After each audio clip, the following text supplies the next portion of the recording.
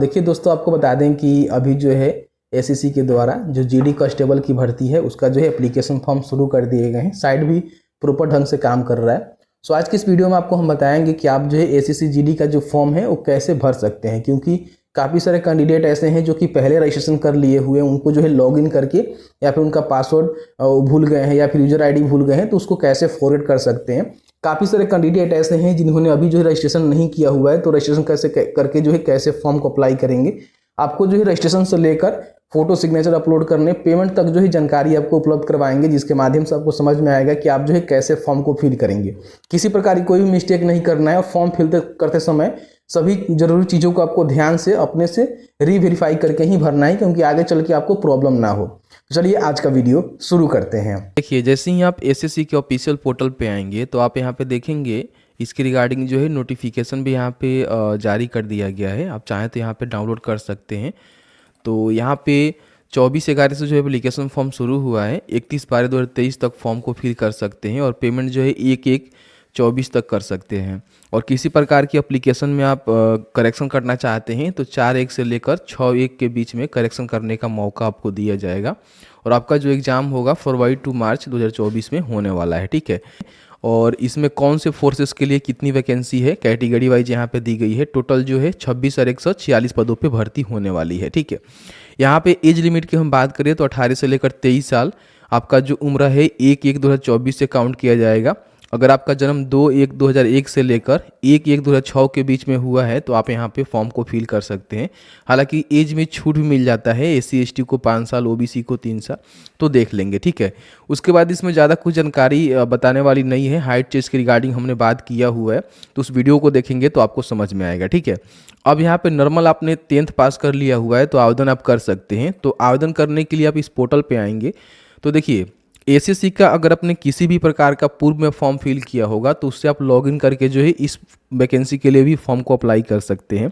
आप में से काफ़ी सारे अभ्यर्थी ऐसे हैं जो कि एसएससी जीडी का जो बेस्ट बुक है उसकी तलाश कर रहे हैं, तो हम आपको जो है चक्षु प्रकाशन का बुक बताने जा रहे हैं जो कि एक बेस्ट बुक होगा एसएससी जीडी के लिए।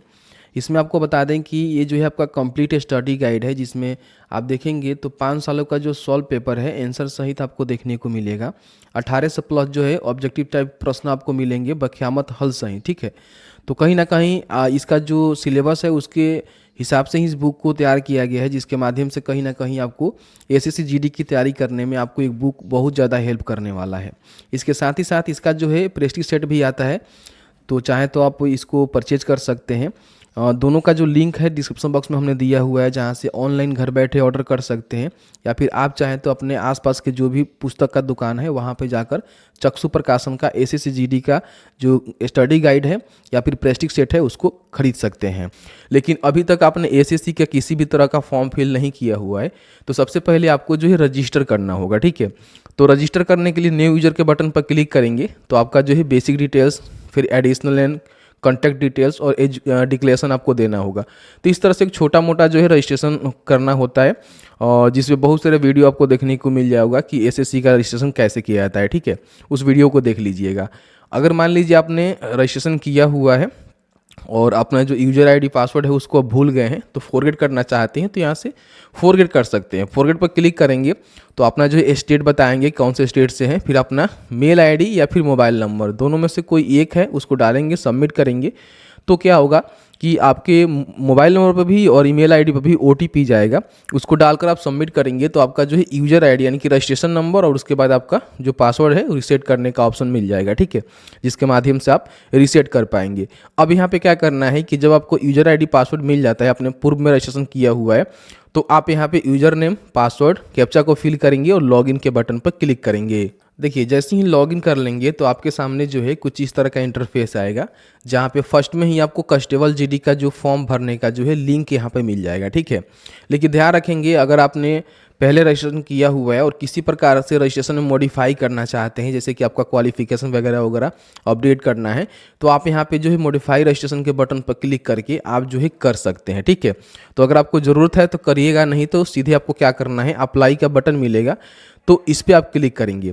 क्लिक करने के बाद क्या होगा कि आपके सामने जो है एप्लीकेशन जो फॉर्म है फिल करने का ऑप्शन आ जाएगा, जहाँ पे सबसे पहले तो कैंडिडेट का जो है नेम वगैरह वगैरह, फादर का नेम, जो भी जानकारी अपने रजिस्ट्रेशन करते समय दिया हुआ है वो जानकारी आपको देखने को मिलेगा। ठीक है, अब यहाँ पे देख सकते हैं कि अगर आप आर्मेड फोर्सेस में एक सर्विसमैन हैं तो आप यहाँ पे यस करेंगे, अन्यथा इसको नो करेंगे। ठीक है, अगर यस करेंगे तो उसकी जानकारी भरनी होगी। यहाँ पे पूछ रहा है कि क्या आप अपने एज में रिलैक्सेशन देखना चाहते हैं, मतलब कि एज में छूट जाना चाहते हैं। तो अगर आप चाहिए तो यस करेंगे, तो पूछेगा कि आप कौन से कैटेगरी से जो है एज में छूट लेना चाहते हैं, तो अपने हिसाब से बताएंगे। आप कैटेगरी वाइज अगर मान लीजिए जो भी अपने कैटेगरी दिया हुआ है रजिस्ट्रेशन करते समय उस कैटेगरी के अकॉर्डिंग आपको छूट मिल जाएगा। अगर नहीं चाहते हैं तो नो करेंगे। ठीक है, उसके बाद यहाँ पे अगर आप एनसीसी कैडेट कॉप है, मतलब कि national cadet corps NCC certificate holder है, तो आप यस करेंगे तो उसकी जानकारी बताएंगे कहाँ सर्टिफिकेट किस टाइप का है, और फिर आपको वेरीफाई करना होगा। ठीक है, तो आप देख लीजिए अगर हैं तो यस, नहीं तो इसको भी नो कर सकते हैं। उसके बाद अपना जो एग्जामिनेशन सेंटर है उसका प्रेफरेंस आप देख सकते हैं कि आप जो है कौन कौन सी जगह एग्जामिनेशन सेंटर अपना लेना चाहते हैं। तो यहाँ पे देख सकते हैं कि जैसे कि मैं मुजफ्फरपुर, ठीक है, आगरा और यहाँ पे कर ले रहा हूँ। ठीक है, प्रयागराज। तो इस तरह से 3 सेंटर का जो है सिलेक्शन कर लेना है जो कि आपके आसपास में होना चाहिए। उसके बाद कंप्यूटर जो बेसिक एग्जामिनेशन है उसका मीडियम आप क्या रखना चाहते हैं, मतलब कि जो भी इसमें एग्जाम होगा सीबीटी उसका मीडियम क्या रहेगा।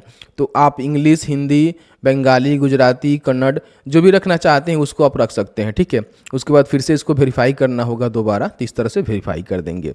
फिर यहाँ पे आपका जो भी डोमिसाइल स्टेट है उसको बताएंगे। ठीक है, फिर इसको वेरीफाई कर देंगे इस तरह से।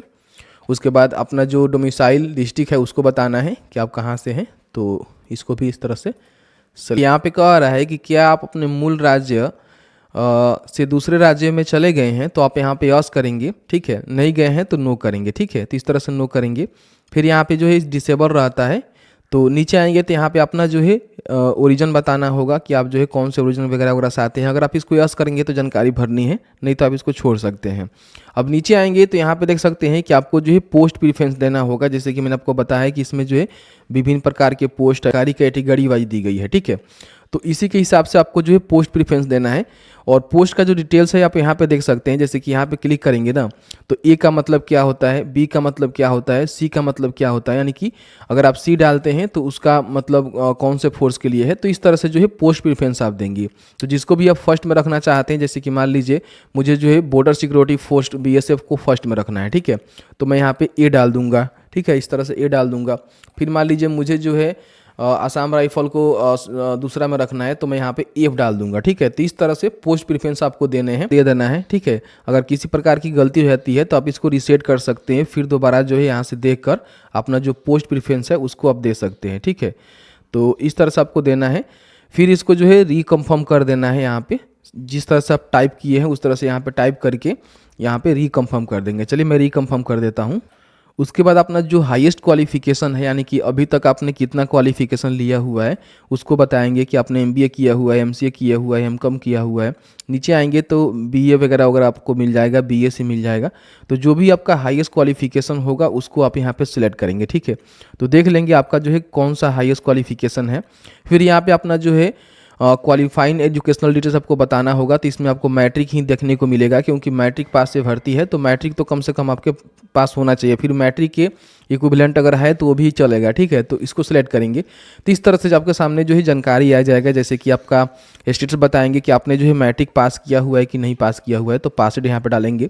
फिर यहाँ पे अपना ऑटोमेटिकली जानकारी पहले से रहेगा, रोल नंबर डालेंगे, परसेंटेज यहाँ पे डालेंगे कि आपका जो है परसेंटेज कितना है, या फिर सीजीपीए है तो सीजीपीए आप यहाँ पे डाल सकते हैं। ठीक है, जानकारी किसी अदर जॉब के लिए शेयर करना चाहते हैं तो यस कर सकते हैं, अन्यथा इसको नो कर सकते हैं। ठीक है, उसके बाद नीचे आएंगे तो बाकी आपने जो भी जानकारी दिया हुआ है एड्रेस वगैरह वगैरह वो देखने को मिलेगा। अब यहाँ पे देखिए आपको जो है फोटो अपलोड करना है। किसी प्रकार का जो है चश्मा वगैरह वगैरह केप उप लगाकर आपको फोटो अपलोड नहीं करनी है। ठीक है, और आपका जो फोटो है 24 अगस्त 2023 के बाद का होना चाहिए। ठीक है, ध्यान रखिएगा, यहाँ पे डिक्लेरेशन भी आपको देना पड़ता है।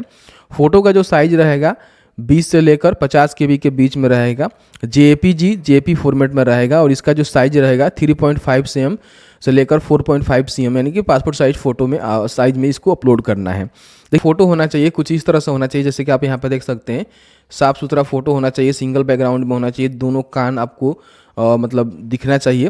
मतलब इस तरह का फ़ोटो आप क्लिक मत करिएगा जो कि ब्लर हो, टोपी हो, चश्मा हो, इस तरह का फ़ोटो नहीं क्लिक करना है। सिंपल इस तरह का जो है फ़ोटो आपको अपलोड करना है, ठीक है। किसी प्रकार का सिग्नेचर और आपको यहाँ पे डेट वगैरह वगैरह नहीं लिखना है, ठीक है। इसको बस आपको यस करना है, चूज फाइल के बटन पर क्लिक करना है और जहाँ भी आपका फ़ोटो है ना वहाँ से इसको उठाकर अपलोड कर देना है, ठीक है। इस तरह से अपलोड हो जाएगा। फिर अपना जो सिग्नेचर है उसको अपलोड करना है जो कि 10 से 20 KB के बीच में होना चाहिए। चूज फाइल के ऑप्शन पर क्लिक करेंगे, जहाँ भी आपका सिग्नेचर है उसको अपलोड कर देंगे। देखिए अगर आपका साइज़ मैच नहीं कर रहा होगा तो अपलोड नहीं होगा, ठीक है। तो इस तरह से साइज़ बनाकर, जैसे कि हम साइज़ आपको बनाकर दिखाते हैं। देखिए यहाँ पे जाएंगे हम, सबसे पहले डिटेल्स देख लेते हैं इसका। तो देख सकते हैं कि ये जो है 8 KB में है, जो कि हमें 10 से 20 KB में चाहिए, ठीक है। तो यहाँ पे हम क्या करेंगे, इसको ओपन विथ पेंट करेंगे यहाँ पे और पिक्सल पे जाएंगे और इसका पिक्सल थोड़ा सा बढ़ा देंगे हम, ठीक है। 330 कर देंगे और इसको हम सेव कर लेंगे, ठीक है। अब इसको हम इसमें सेलेक्ट करते हैं तो देखिए इस तरह से अपलोड हो जाएगा, ठीक है। तो इस तरह से फ़ोटो का सिग्नेचर बनाना है। नीचे आएंगे तो यहाँ पे जो है डिक्लेरेशन आपको देना है, तो यहाँ पे एग्री करेंगे, कैप्चा को फिल करेंगे और प्रीव्यू के बटन पर क्लिक करेंगे। देखिए जैसे ही आप प्रीव्यू करेंगे तो आपके सामने जो है आपने जो भी जानकारी फिल आउट किया हुआ है वो खुल के आ जाएगा, जिसको आप चेकआउट कर लेंगे, देख लेंगे, ठीक है। और आपने जो भी पोस्ट प्रीफरेंस दिया हुआ है उसकी भी जानकारी आपको यहाँ पे देखने को मिल जाएगा। नीचे आएंगे तो यहाँ पे सिग्नेचर फ़ोटो भी आपको देखने को मिल जाएगा। इसमें किसी प्रकार का जो है मॉडिफाई करना है तो आप यहाँ पे एडिट मॉडिफाई के बटन पर क्लिक करके एडिट कर सकते हैं। लेकिन आपको लगता है कि नहीं, हमने जो भी जानकारी दिया हुआ है वो कम्प्लीटली सही है, तो आपको जो है सबमिट के बटन पर क्लिक करना है और आपको जो है ओके के बटन पर क्लिक करना है, ठीक है। तो होगा क्या कि आपका जो एप्लीकेशन है यहाँ पे सबमिट हो जाएगा। अब यहाँ पे आपको जो है पेमेंट करना है। देखिए पेमेंट जो है OBC और जनरल को ही करना है, महिला को और SC ST को नहीं करना है। तो आप इसको प्रिंट कर लेंगे सबसे पहले, इस तरह से प्रिंट आउट आपको देखने को मिल जाएगा, ठीक है। अभी देखिए ये फॉर्म जो है सबमिट नहीं हुआ है क्योंकि इसमें जो है पेमेंट करनी बाकी है। तो यहाँ पे आएंगे, अब यहाँ पे आपको नो करना है और नो करने के बाद नीचे आएंगे तो यहाँ पे देख सकते हैं कि सबसे पहले जो है आपको पेमेंट करना होगा। अगर आपका पेमेंट रिक्वायर्ड है, नहीं होगा तो आपका जो है माफ होगा तो पेमेंट करने की कोई आवश्यकता नहीं है। पेमेंट के बटन पर क्लिक करेंगे तो आपका जो है ऑनलाइन पेमेंट यहाँ पे सबमिट के बटन पर क्लिक करके आपको जो है पेमेंट यहाँ पे करनी है। तो इस तरह से आप SBI net banking, other net banking, SBI debit card, other bank debit card, credit card, UPI, जिससे भी पेमेंट करना चाहते हैं आप उसके थ्रू यहाँ पे पेमेंट कर लेंगे। चलिए मैं फटाफट पेमेंट कर लेता हूँ। कर लेंगे तो पेमेंट का स्टेटस है यहाँ पे चेक कर लेंगे। अगर आपका पेमेंट सक्सेसफुल दिखा रहा है तो इसका मतलब ये है कि आपका जो है पेमेंट यहाँ पे हो गया है। फिर अपना एप्लीकेशन का जो स्टेटस है उसको यहाँ पे चेक कर लेना है। देखिए एप्लीकेशन का जो स्टेटस है यहाँ पे चेक करेंगे तो आप देख सकते हैं कि मेरा जो है पेमेंट यहाँ पे नहीं हुआ है, ठीक है। और एप्लीकेशन का जो स्टेटस है इनकम्प्लीट है। जब तक हम पेमेंट नहीं करेंगे इनकम्प्लीट ही रहेगा, लेकिन आपका फी माफ होगा तो आपका यहाँ पे कंप्लीट हो जाएगा और आपका जो है फॉर्म सबमिट हो जाएगा, ठीक है। तो इस तरह से आपको चेक कर लेना है। अगर मान लीजिए आपने पेमेंट कर दिया हुआ है बट आपका सक्सेस नहीं दिखा रहा है तो डबल पेमेंट वेरिफिकेशन भी कर सकते हैं, ठीक है। और बाद में जब प्रिंट लेना चाहते हैं तो आप यहाँ पे क्लिक करके अपना जो प्रिंट आउट है उसको ले सकते हैं। तो जैसे कि आपने देखा कि मैंने जो SSC GD का जो फॉर्म है वो कैसे भरना है, ऑलमोस्ट मैंने आपको सारा जानकारी बता दिया है। फिर भी आपके मन में किसी प्रकार का कोई सवाल होगा और आप जो है फॉर्म भरते समय किसी प्रकार की कोई मतलब गड़बड़ी आप कर रहे हैं तो उसको थोड़ा सा सही ढंग से देखें और सही ढंग से फॉर्म फिल करने की कोशिश करें, क्योंकि गड़बड़ी करने के बाद नुकसान आपको ही होता है। तो बस आज की इस वीडियो में इतना ही। वीडियो अच्छा लगा है तो वीडियो को जरूर लाइक कर दीजिएगा। Thank you very much.